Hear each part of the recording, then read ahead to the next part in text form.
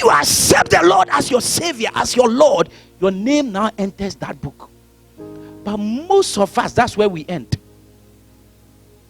When your name has now entered that book, you press on to know him more. That becomes your daily life.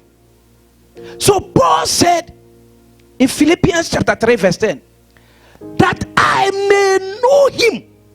Even though he was an apostle, he has written letters, part of the Bible, but he was still praying every day that I want to know him.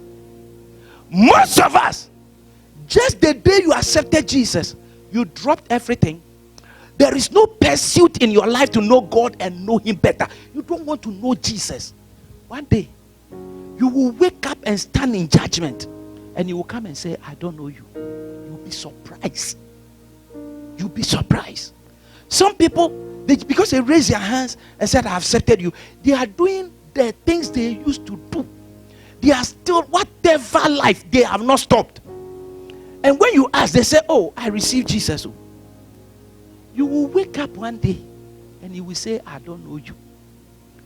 You must press on.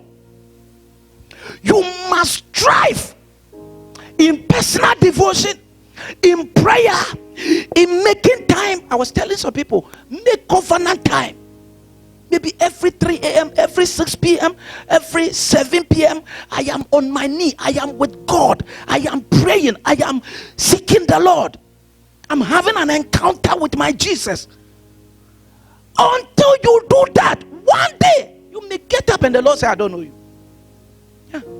There are people who think they know you very well, but because they have not called you for 6 months, 1 year, when they call and they are even trying to introduce themselves, you don't get it.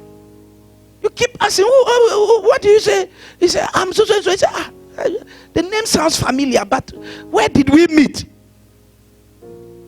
So be careful thinking that if there is any great pursuit in your life, your greatest pursuit will not be green shoe, yellow bellet. You know bellet. Your greatest pursuit in life should be like Paul. Lord, I want to know you. Lord, draw me closer to you. Lord, help me to know you.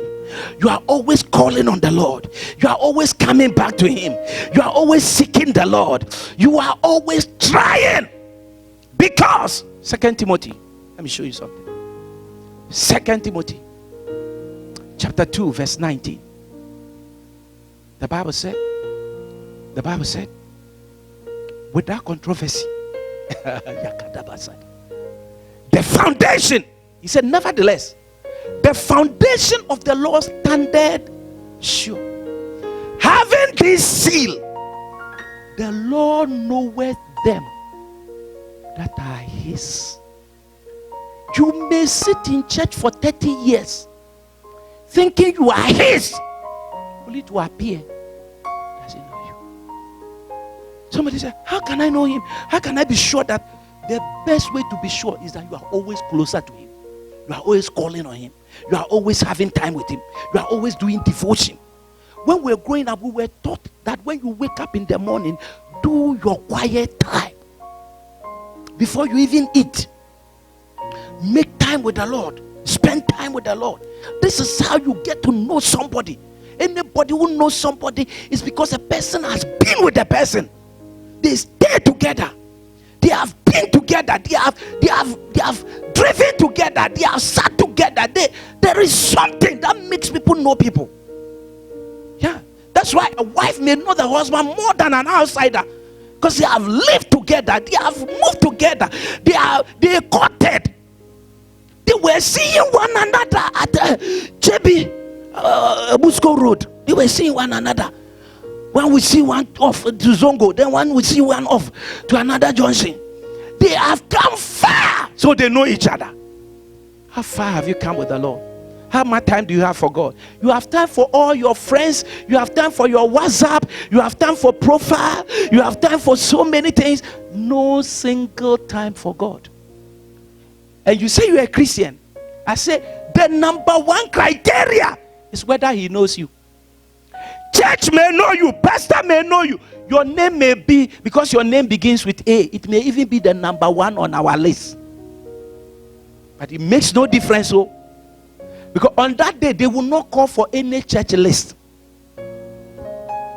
Whether he knows you, that's the number one question.